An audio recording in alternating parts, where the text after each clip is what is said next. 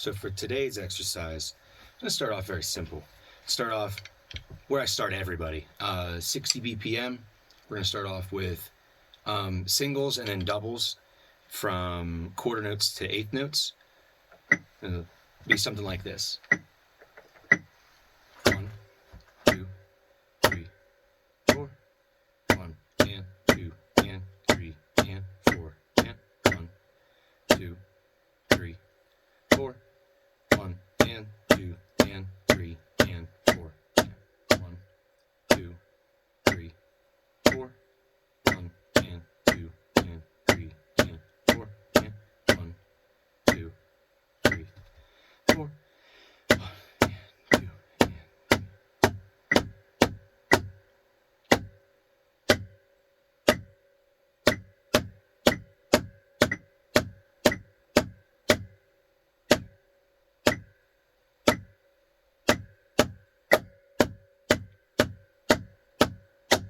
Good. Okay, so now what we're going to do is the same thing, but we're going to speed it up about, we'll go 15 BPM. So we're going to go up to 75 BPM now. And then we're going to do the same thing again. 1, 2, 3, 4. 1 and 2 and 3 and 4 and 1, 2, 3, 4. 1 and 2 and 3 and 4 and 1, 3, 4. 1 and 2 and 3 and 4 and 1, 2, 3, 4. 1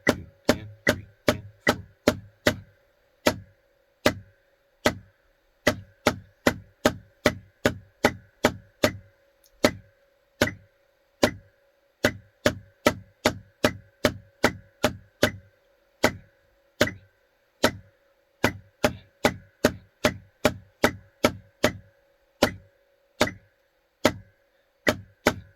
and 1.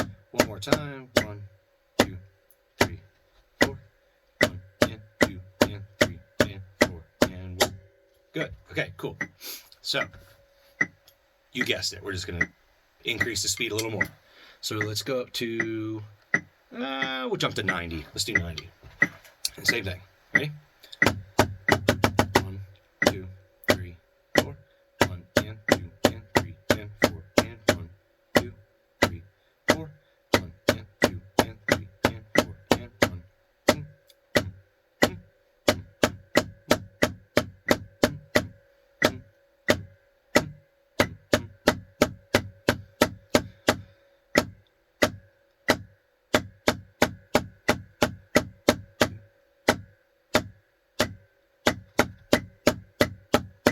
Three,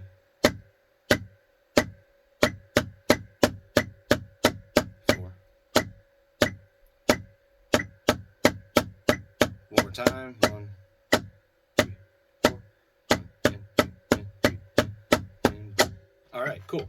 Okay, so the next jump is going to be a big one, but there's a reason. The next jump is going to go from 90 all the way up to 120. Now, the reason we're going to do that is because you'll see in a minute. When we switch back to 60 again, we're going to change the subdivisions to eighths and sixteenths, and we're going to change the subdivisions from 8 to 16ths. And when we drop from, when we go from 120 back to 60, you'll see that quarters and eighths in 120 turns into eighths and sixteenths at 60. You'll see what I mean in a second here. So let's just get rolling with this. 1, 2, 3, 4. 1 and 2 and 3 and 4 and 1, 2, 3, 4. 1 and 2 and 3 and 4 and 1, 2.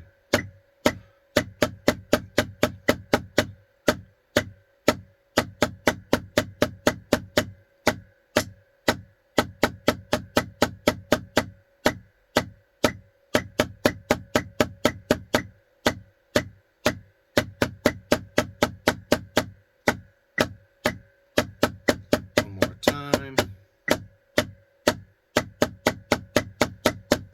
All right, cool. So that was 120.